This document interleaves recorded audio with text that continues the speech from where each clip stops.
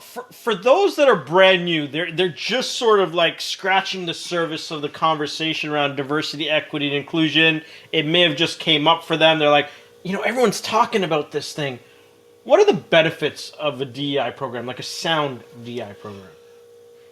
Great question. So let's unpack that. First thing you have is you have to have a champion, right? You have to have a champion, whether it be a sponsor, somebody in a leadership role that champions the cause. You have to have policy is huge. If you don't have a policy, you need to first have a policy so that you have a blueprint of that direction. Once you have that champion, you have that policy, now you have that engagement.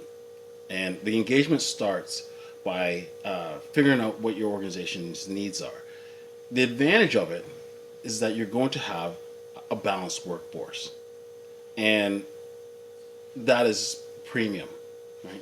Without a balanced workforce, then you don't have a difference of opinion. You don't have a good, you don't have the pinnacle of employee engagement, because everybody is, you have this culture where everybody's the same. Homogeneous. Perfect analogy. And so what you want to do is you want to have that diversity. It would be no different than if somebody's talking about their RSPs, or they're talking about their pension funds or what have you. You don't just get one fund. You diversify your portfolio so that it's able to pivot based on world activity, really.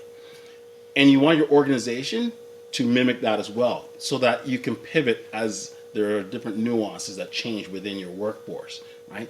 And anybody that believes that you can have that homogeneous corporation or group, and think that they're able to constantly pivot, I get it. You might be in a circumstance right now where it's worked for you, but at some point that's going to betray you. And by diversifying your workforce, you're able to pivot based on different needs, whether it be that there's a change in world economy, whether there's a change in local economy, whether there's a change in consumer need.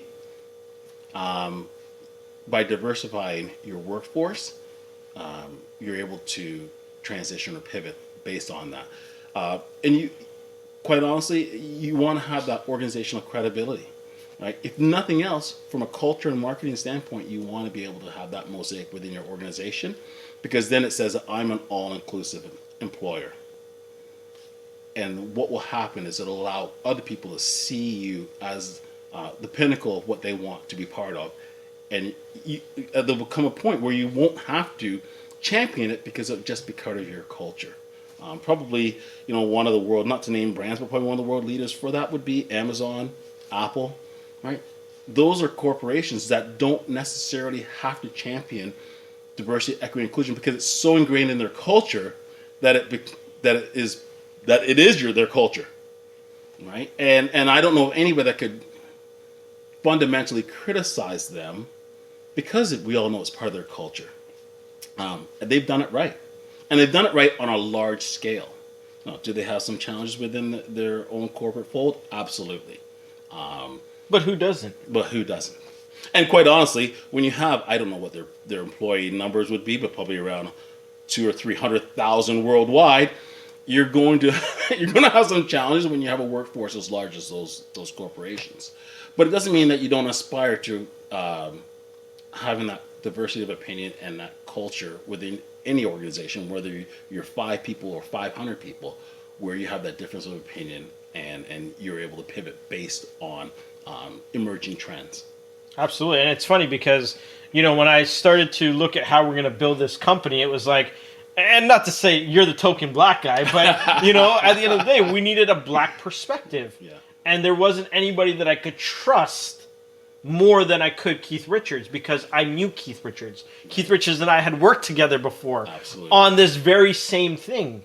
And I knew where his heart was, and he knew where my heart was. And therefore, bringing that perspective into the fold allows us to bring a holistic perspective back into the client work that we do. Absolutely. Right? And I think that's really important, is that when you have that varying opinion, because you may look at something and say, Victor, you didn't see it that way. Right. And I'm like, wow, Keith, you're absolutely right.